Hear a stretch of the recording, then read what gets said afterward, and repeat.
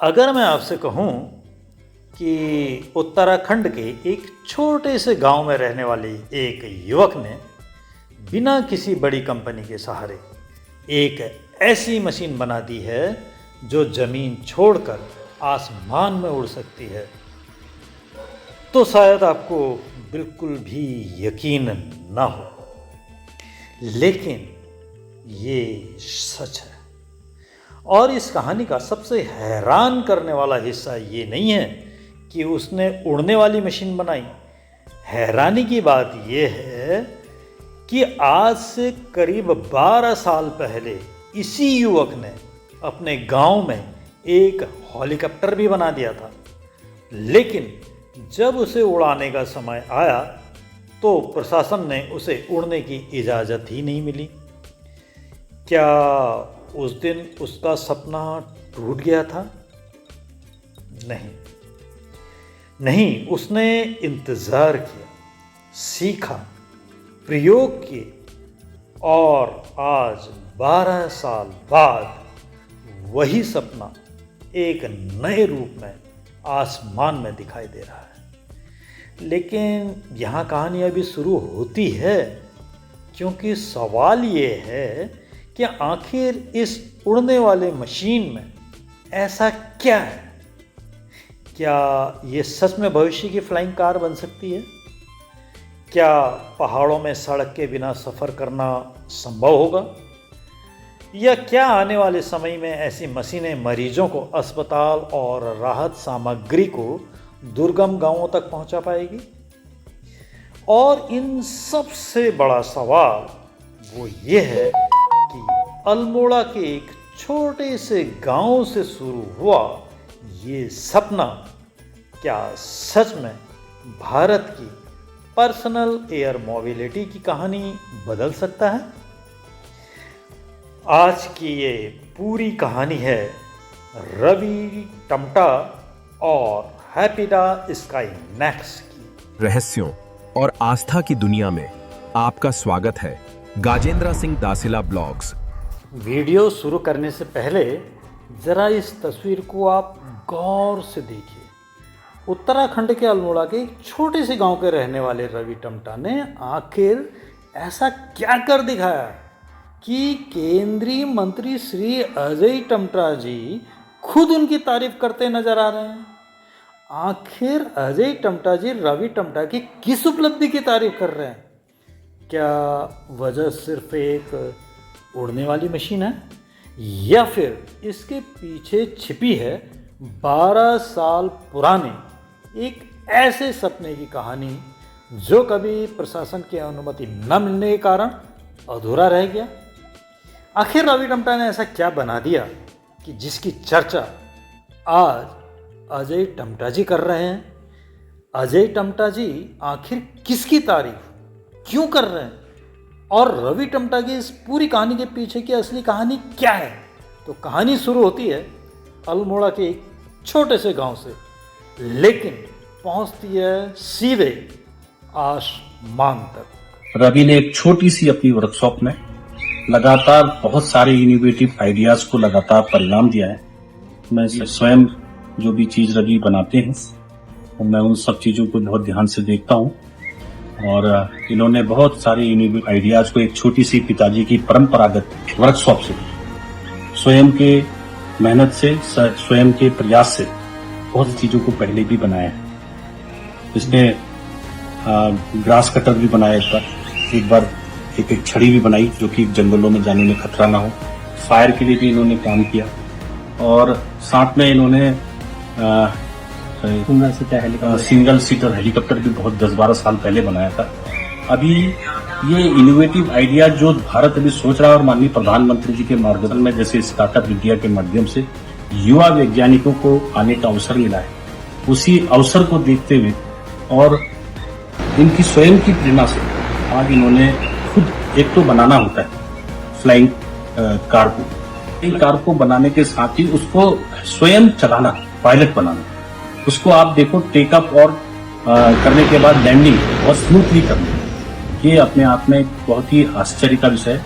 मैं समझता हूँ कि ये तो बहुत अच्छा है, क्योंकि रवि टमटा जो है एक इनोवेटिव परिवार से ही होते हैं, क्योंकि कुमाऊनी शिल्पकार परिवारों में टेक्नोलॉजी का बहुत ज्यादा लोगों में पहले से ही परंपरागत रहता है। तो परंपरागत शैली को अपने महान मस्तिष्क के अंदर ला करके ऐसे आइडियाज को डेवलप करके एक अच्छा अवसर दिया है। और स्वयं मैंने देखा है कि काफी लोगों ने उसको सराहा भी उड़ते हुए और उसको फ्लाइंग करते हुए। तुम्हें बहुत बधाई है, शुभकामनाएं। उसमें आने वाले इसके अंदर और अच्छे सेफ्टी नियम हो।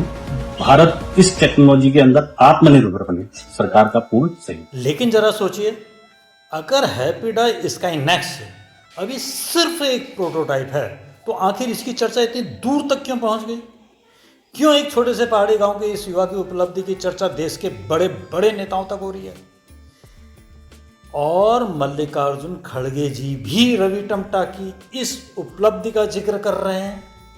आखिर क्या यह सिर्फ एक उड़ने वाली मशीन है या आने वाले समय की एक बहुत बड़ी शुरुआत है? इस पूरी कहानी को जानने के लिए वीडियो को अंत तक जरूर देखिएगा, क्योंकि रवि टमटा की कहानी में उड़ान सिर्फ आज से शुरू नहीं हुई। इसकी शुरुआत 12 साल पहले हुई गई थी। मैं सुना रवि बोल के, रवि टमटा, किसी ने एक जहाज बनाया और वो किसी अमेरिका की मदद लेके नहीं या फ्रांस की रेल की मदद लेके नहीं, उन्होंने जो बनाया यहाँ के सामान को लेके, यहाँ के उपकरणों को लेके वो बनाकर दुनिया को दिखा दिया, हम कर सकते, उत्तराखंड के लोग ये चीज करके दिखाएंगे।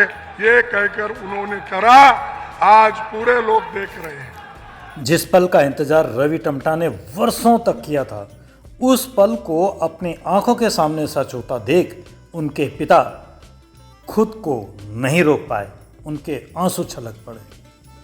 तो आखिर इस ऐतिहासिक उड़ान के बाद खुद रवि टमटा क्या कहते हैं? वर्षों की मेहनत, लगातार प्रयोग और कई चुनौतियों के बाद जब उनका हैप्पीडाई स्काई नेक्स्ट पहली बार हवा में उठा तो यह पल उनके लिए कितना खास था। इस पूरे सफ़र के पीछे उनका सपना क्या था? उन्होंने इस प्रोटोटाइप को बनाने की शुरुआत आखिर क्यों की? और आने वाले समय में वह हैप्पीडाई स्काई नेक्स्ट को किस रूप में देखना चाहेंगे? चलिए अब सीधे सुनते हैं रवि टमटा जी से कि अपनी इस उपलब्धि पर उनका क्या कहना है। पहले आपका धन्यवाद। मेरा नाम रवि टमटा है और मैं हैप्पीडाई स्काई प्राइवेट लिमिटेड का डायरेक्टर और फाउंडर हूँ। और साथ ही पर्सनल स्काई मोबिलिटी में मेरी काफ़ी रुचि रही है। ये 2015 की बात है, मैंने वहाँ से शुरुआत की थी। एक 10 सीटर हेलीकॉप्टर डेवलप किया, वो काफ़ी सफल नहीं रहा, पर उसके बाद माइंड में था कि बनाएंगे, क्योंकि फ्यूचर जो है हमें एक ऐसा ऑप्शन होना चाहिए जो रोड में भी हो और स्काई में भी हो। तो इसीलिए ये फ्लाइंग कार डेवलप की कि जैसे मेडिकल इमरजेंसी है या कोई समय की हमें दिक्कत है तो उस पर ये चीज़ें यूज़फुल होगी। तो इसलिए ये हैप्पीडाई स्काई नेक्स्ट प्रोटोटाइप अभी जो है 6 अगस्त को फर्स्ट टाइम प्रोटोटाइप टेस्टिंग किया और उस आप लोगों ने सबने देखा कि वो फर्स्ट टाइम ही सफल फ्लाई किया। तो इसके लिए मैं पूरे देशवासियों को बधाई देता हूं और मुझे भी जो प्रॉपर बधाइयाँ आ रही उनको भी धन्यवाद करना चाहता हूं। मुझे 13 साल हो गए इनोवेशन में, मैंने काफ़ी चीज़ें डेवलप की है, आप लोगों को पता भी है, अल्मोड़ा से हैं। तो जो प्रॉब्लम देखी ने वो चीज़ें सॉल्व करने की कोशिश की, चाहे फ्लाइंग से हो, ईवी चार्जिंग स्टेशन हो, स्मार्ट स्टिक हो और फर्स्ट बाग के लिए हो, काफ़ी चीज़ें की। तो करते करते एक्सपर्टीज़ डेवलप हुई। सेफ्टी मेरी मेन प्रायोरिटी रखी है। काफ़ी जब मैं रिसर्च कर रहा था, काफ़ी समय मैंने सेफ्टी फीचर के बारे में ही सोचा। फर्स्ट ये जो है इसके जो आर्म्स हैं उसका होता क्या रीज़न, अगर किसी एक मोटर में कोई ऐसी दिक्कत आती है तो दूसरा मोटर उसको थ्रस्ट हैंडल कर लेता है। उससे बड़ा सेफ्टी फीचर है कि इसमें बैलास्टिक पैरासूट अगर कोई भी ऐसी दिक्कत होती है, पैराशूट इंजेक्ट होगा, आपको पूरे फ्लाइंग कार सहित सेफ लैंडिंग करा देगा। तो सेफ्टी पर बहुत प्रायोरिटी रखी है और कंटिन्यूसली इस पर R&D रखेंगे, तो बहुत प्रीमियम मॉडल इस पर डेवलप करेंगे। ये फिलहाल एक देखना कि फर्स्ट प्रोटोटाइप हम कैसे। और फिर उत्तराखंड की धरती पर एक मशीन धीरे धीरे ज़मीन से ऊपर उठी। नीचे खड़े लोगों की नज़रें आसमान पर थी और सामने था रवि टमटा का सपना। हैप्पीडा स्काईनैक्स ने सफलतापूर्वक हवा में उड़ान भरी। रिपोर्ट के अनुसार परीक्षण के दौरान रवि करीब 1 मिनट तक हवा में रहे। यह भले कुछ लोगों को केवल एक छोटी उड़ान लगे, लेकिन किसी आविष्कारक के लिए यह वर्षों की मेहनत का परिणाम होता है। तो आखिर हैप्पीडा स्काईनैक्स क्या है? सरल शब्दों में इसे कहें तो यह एक व्यक्तिगत इलेक्ट्रिक फ्लाइंग व्हीकल का प्रोटोटाइप है। इसका उद्देश्य पारंपरिक ईंधन आधारित उड़ान के बजाय विद्युत ऊर्जा का इस्तेमाल करके व्यक्तिगत हवाई परिवहन की दिशा में आगे बढ़ना है। इसका जो सबसे बड़ा आकर्षण है वो है इलेक्ट्रिक पावर, यानी पारंपरिक पेट्रोल या एविएशन फ्यूल पर निर्भरता के बजाय इलेक्ट्रिक सिस्टम। लेकिन यहाँ एक बात समझना ज़रूरी है, यह अभी शुरुआती प्रोटोटाइप चरण में है। इसे आम लोगों के लिए बाज़ार में उपलब्ध उड़ाने वाली कार समझना ज़रा जल्दीबाजी होगी। इसके लिए आगे कई तकनीकी परीक्षण, सुरक्षा परीक्षण और नियामकी मंजूरियाँ आवश्यक होंगी। उत्तराखंड के लिए बहुत खास है। अब क्यों है? सवाल है, अगर ऐसी मशीन तकनीकी भविष्य में सफल होती है तो उत्तराखंड को इसका सबसे बड़ा फ़ायदा क्यों मिल सकता है? क्योंकि उत्तराखंड का भूगोल इसकी सबसे बड़ी चुनौती और सबसे बड़ी संभावना दोनों है। यहाँ हज़ारों गांव पहाड़ों में बसे हैं। कई जगह सड़क पहुंचाना बहुत कठिन है। भूस्खलन के दौरान सड़कें बंद हो जाती हैं, आप लोग देखते हैं।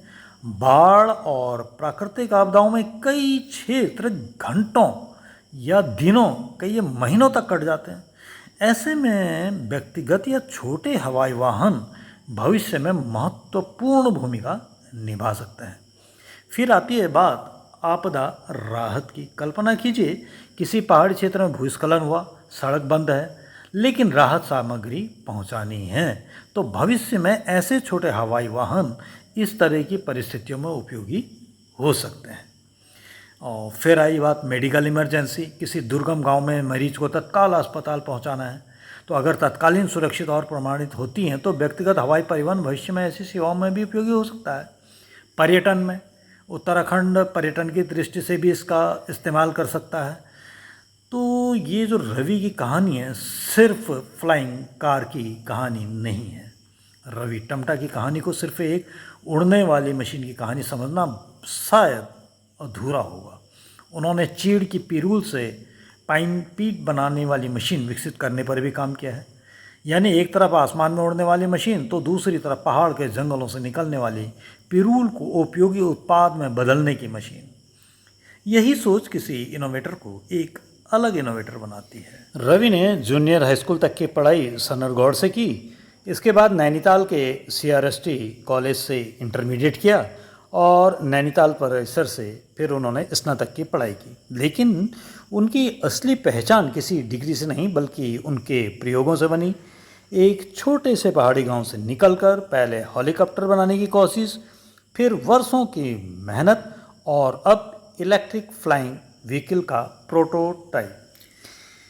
कभी प्रशासन ने कहा था इसे उड़ाने की अनुमति नहीं दी जा सकती। उस समय शायद रवि के लिए बहुत बड़ा झटका रहा था, लेकिन उन्होंने अपने सपने को छोड़ने के बजाय उसे और बड़ा कर दिया। 12 साल बाद वही सपना फिर आसमान में दिखाई दिया। फ़र्क सिर्फ इतना, इस बार रवि किसी दूसरे के हेलीकॉप्टर के पायलट बनने का इंतज़ार नहीं कर रहे थे। उन्होंने अपना सपना उड़ने वाला वाहन बना दिया। उत्तराखंड के पहाड़ों में अक्सर कहा जाता है, पंखों से कुछ नहीं होता, हौसलों से उड़ान होती है। रवि टमटा की कहानी शायद इसी बात का उदाहरण है। हैप्पीडा स्काईनैक्स अभी एक शुरुआती प्रोटोटाइप है। इसके सामने अभी लंबा तकनीकी और नियामकीय सफ़र बाकी है, लेकिन एक बात तय है, अल्मोड़ा के एक छोटे से गांव से उठी यह उड़ान आप पूरे देश का ध्यान अपनी ओर खींच रही है।